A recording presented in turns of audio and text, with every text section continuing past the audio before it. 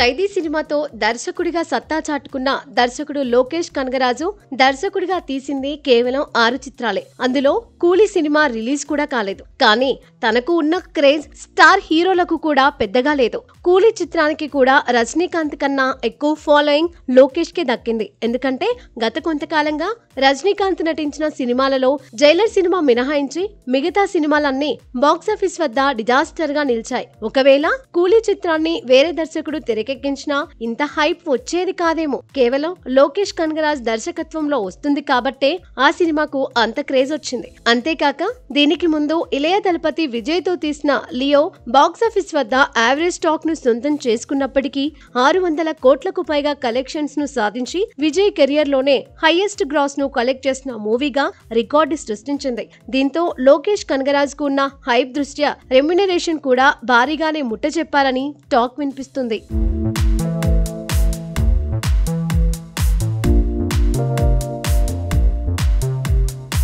సినిమాలో నటించే hero, heroine, దర్శకుడు వీళ్ళ రెమ్యునరేషన్ గురించి బయట ఎక్కువగా ఊహాగానాలే వినిపిస్తాయి తప్ప వాళ్ళు ఎక్కడ పెద్దగా ఓపెన్ అప్ అవ్వరు. కానీ రీసెంట్ గా లోకేష్ కనగరాజ్ తో చేసిన ఒక ఇంటర్వ్యూలో తనకిచ్చే రెమ్యునరేషన్ గురించి ఓపెన్ అప్ అయ్యారు. దీంతో సోషల్ మీడియాలో ఆ న్యూస్ వైరల్ గా మారింది. కూలీ చిత్రానికి గాను తాను 50 కోట్ల పారితోషికాన్ని తీసుకుంటున్నట్లు తెలపడంతో ఆ న్యూస్ బాగా వైరల్ అయింది. ఇప్పుడున్న దర్శకుల కంటే లోకేష్ ఏ విషయంలోనూ తక్కువ కాదు అని ఫ్యాన్స్ కూడా నమ్ముతున్నారు. ఇతనికున్న క్రేజ్ దృష్ట్యానే తనకు ఈ రేంజ్ రెమ్యునరేషన్ ఇస్తున్నారని చెప్పడం హాట్ టాపిక్ గా మారింది. అంతేకాక కూలీ చిత్రం కోలీవుడ్ లో 1000 కోట్లు సాధించిన మొదటి చిత్రంగా నిలుస్తుందని అక్కడి ఫ్యాన్స్ తో పాటు అక్కడి మీడియా కూడా చాలా గట్టిగా నమ్ముతున్నారు. అంతేకాక మొదట్లో ఈ సినిమాకు సంబంధించి ట్రైలర్ ను కూడా రిలీజ్ చేయకుండా సినిమాను ప్రమోషన్స్ విషయంలో కూడా పెద్దగా అంచనాలు లేకుండా చేద్దామని లోకేష్ భావించాడట. కానీ డిస్ట్రిబ్యూటర్స్ కోరిక మీద థియేట్రికల్ ట్రైలర్ ను రిలీజ్ చేయాలని ఇప్పుడు భావిస్తున్నారు.